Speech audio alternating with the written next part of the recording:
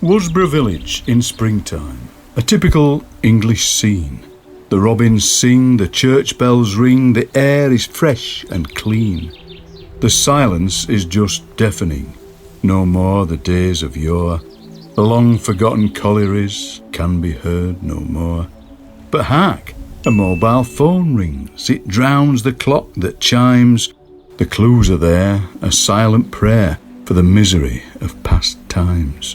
The coroner's court at Mason's, as busy as can be.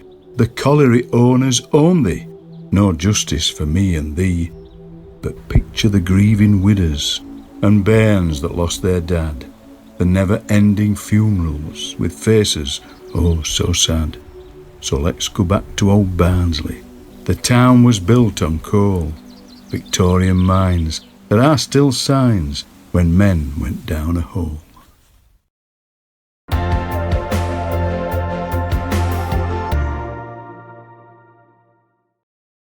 Hello, I'm Dave Cherry, and I'm here in my own backyard, St Mary's Church at the lovely Worsbrough village. And I want to ask you all a question. What has these two film clips got in common?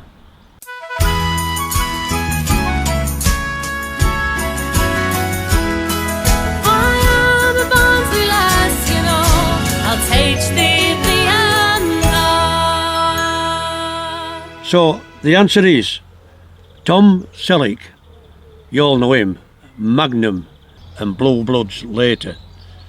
Well, we've got to start here with his mother. They called his mother Martha Jagger, her maiden name Martha Jagger. And her great three greats grandfather was Thomas Jagger, and it's him who we're interested in. He was born in Criddleston in 1805 and he moved here in Worsbrough. But he was killed down here at a pit, what were called Worsbrough Park Field. So we're on his way down there to investigate all this. I've got Wayne here, Wayne Sleight, who actually worked at this pit here, Barra, as indeed I did. I left in 1974. Yeah. And I'm just looking, Wayne, the actual pit in question, Worsbrough Park Field, were in that area over here. So Barra opened in 1875 and it closed after a strike. You all went to Barnsley Main, didn't you? We all transferred to Barnsley Main. 1990, something in that time. So as I say, this is area in question where he got killed. This inquest were at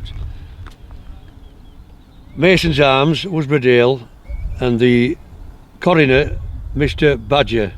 He says here, the unfortunate man has left behind a wife and 6 kids, 6 children. Thomas was buried on 7th of May in Darfield Chapel. Darfield Chapel was Worsbrough though, that's Worsbrough. Where did this Tom Jagger live then, Dave? He lived in Coker Lane in Worsbrough Dale. Right. Now then, Coker Lane is actually West Street. Yeah. It changed its name in late 1850s, so that's where they lived. Right. And he left behind, as I say, a wife and 6 kids.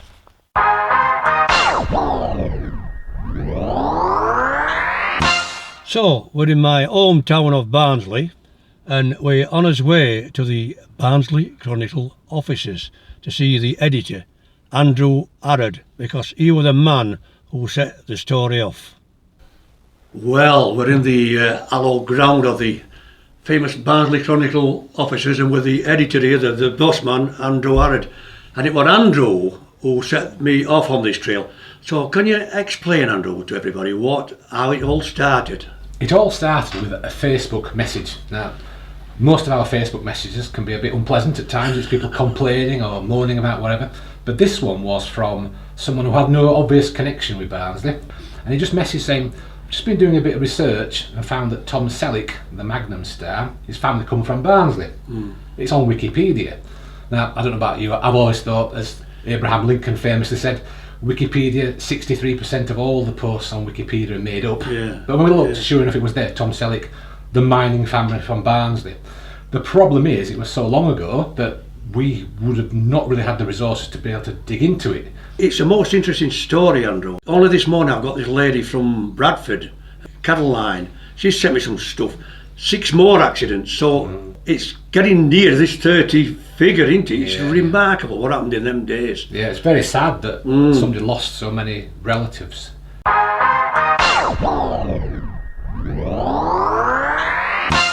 BBC Radio Sheffield, you're listening to Paulette. I have the pleasure of the company of Dave Cherry and also Andrew Harrod, who is the editor of the Barnsley Chronicle. And we talk getting to the bottom of Tom Selleck's roots being in Barnsley, which no one can really believe. Well, you wanted to add a little bit of extra to this, actually, Andrew, yeah, but didn't there's you? a strange series of coincidences involving this story, in that back in 1995, so a long time ago, we carried a story then about a couple from Barnsley who'd left the town and gone to live in America, and then ended up working for Tom on his ranch in Montana or somewhere, I can't remember exactly. The woman was his personal chef. Nice life, if you can, nice way if you can get it. And the husband was his head of security.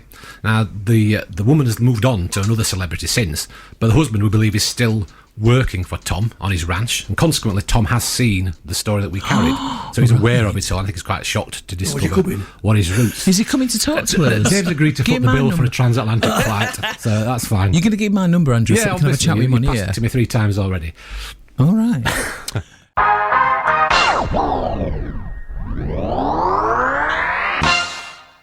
Well, I'm with my old mate here, Lin Taylor. He actually worked at Barra when he was a bit younger, and now he's a guide at the Cap House Coal Mining Museum in Wayfield, and he's done a great study of the 1840s piece. Come on, Lin, tell us what you know. I initially worked at Barra Pit, served my apprenticeship there. It was coming to an end, so I changed careers. But at the time, I realised that there were other pits in the area which got me interest up. I remember the Swathe main shaft being open, and I was able to, before it became a refuse tip, able to throw house bricks down and hear them rattling down shaft, and just one strand of barbed wire round to stop Medlam's sheep from falling over into the shaft. At Swathe? At Swathe, yeah. An actual friend, one of the colliery joiners, lived at the house where Worsbrough Park Colliery shaft was. I want to know what it was like in them days, 1840s, just before big pits opened. That's what I'm after. All the Worsbrough or Dove Valley, the small mines all over. It shows all big pits like Swathe and Edmonds and Darley. Well, Yeah. we know what happened to them. But look at these pits here. New Victoria, Ellywell pit, as well as Prince Albert. Yeah. That one at Kendall Green. It's fascinating. And look at this one over here, Rockley pit. But they mark this symbol Dales to explain to them what a Dale was. It usually referred to either a drift or a very shallow mine, with only a few miners employed there. Right.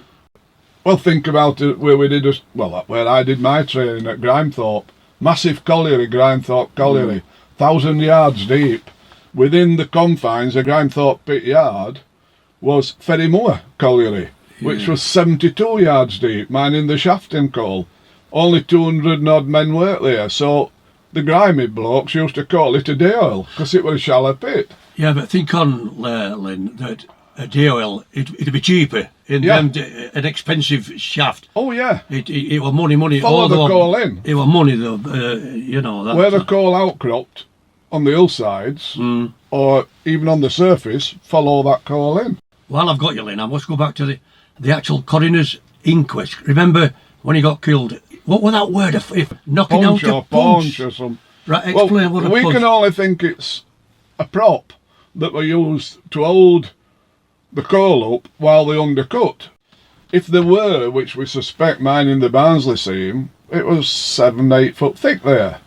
So they'd undercut it to try and pull everything down, to chop everything down then. So this word punch, it could be a prop or a sprag. That's what we think. The Yorkshire dialect word for a sprag. So what happens, he knocks his sprag out and all lot comes in. Yeah. Lynn, this moving progress, I noticed this.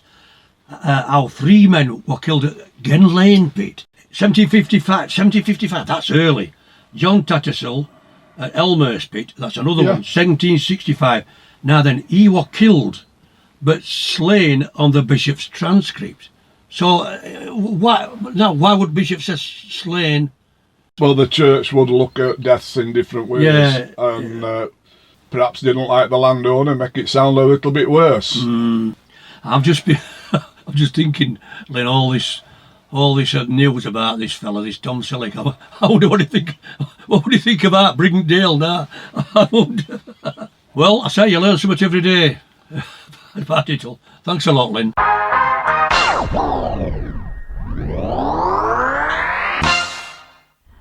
I'm with my good friend Jane Ainsworth here, who has done a lot of research on this story.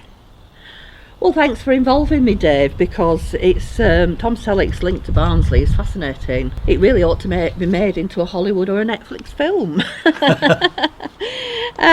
Tom's 3 times great-grandfather, Thomas Jagger, was killed in the Worsbrough Parkfield colliery in a fall of coal on the Saturday the 5th of May 1844. He was only 39. He was married with 10 children, 4 of whom had died in infancy. And I discovered this morning the youngest died just about 2 weeks before he was killed in the colliery accident. I saw that. Local newspapers reported the tragedy, and a witness stated that 30 more members of the Jagger family had been killed in mining accidents. Yes, it was a sort of comment that you can't necessarily believe there were exactly 30 other members of the family. And the other thing to remember is as well, of course, that some of them were through marriages, and therefore the surname wouldn't be Jagger. I mean, I've done quite a lot of work looking at the Coal Mining History Resource Centre lists and things to find any information that I can. The only people I can actually confirm that died, that were members of the family, were Thomas's father, but I haven't found when he died, or in which colliery he died, and 2 brothers of Thomas, and the son of one of them. So he lost 2 brothers and a nephew in one colliery disaster. Right, Jane, the story of his widow, Elizabeth, it's fascinating. If you can tell us more about her. On the 3rd of July 1844, which was just 2 months after Thomas was killed, a court order was granted to 2 Worsbrough overseers, John Spencer Stanhope of Cannon Hall and Godfrey Wentworth of Woolley Manor, to remove Elizabeth and her 5 children under working age to Criggleston. So these wealthy colliery owners, the landowning classes, Stanhope and Wentworth, 2 local names, they wanted her out, they wanted to evict her.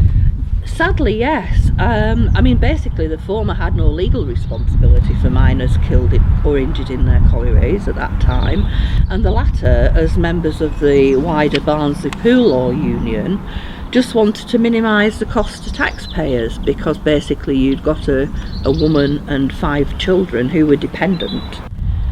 The removal was to Criggleston because Thomas Jagger had been born there, although he'd actually been working in Worsbrough for at least 18 years. You were born in Criggleston 1807, if I remember. Right. So the Criggleston overseers appealed against the order in October of that year, and it was quashed. So the Worsbrough overseers had to pay £13 for Criggleston's costs. The thing is that we don't know now how much it would have cost to keep Elizabeth and her children in a workhouse, and they would have been working out how much it would cost them if they were responsible for her. Money. And hence they were willing to persist, and they were pretty determined, because the Worsbrough overseers tried again at the next quarter sessions in February 1845, when there were 4 young children, because another one had gone out to work. Going out to work in those days, anything from 11 to 13. So Criggleston appealed this time in April 1845, and the decision was postponed. But then on the 7th of July 1845, the order of removal was confirmed for Elizabeth and her children to leave Worsbrough. So she to move some 13 miles to Criggleston, which must have been horrible, absolutely horrible. And the thing is, all of the children were born in Worsbrough, because she was married in Worsbrough and they lived in Worsbrough. But that was the games they played in those days, to avoid having to pay for it. The thing is, we don't actually know where she was staying from 1845 until the next census, because of the censuses being every 10 years. But I did find in 1851 that she was back in Worsbrough Dale. in Dale. And she yeah. was living next door to Thomas Jagger's brother. Right. And she had actually been living next door to William Jagger Right. back in 1841 when Thomas was still alive. So I thought that was really interesting because it almost looked like she might have actually stayed in Worsbrough Dale. And at the end of the day, Jane, she dies in 1858, age 55. She does, yeah. She wasn't very old at all when No, she died. shocking. But I mean, I know a lot of people did die quite young in those days, but she'd had a pretty tough life. Yeah. They only had one son between them, Robert. Yeah. Yeah. So Robert, he's the next in line, and that carries forward to Tom Selleck's mum, Martha. Nothing yet.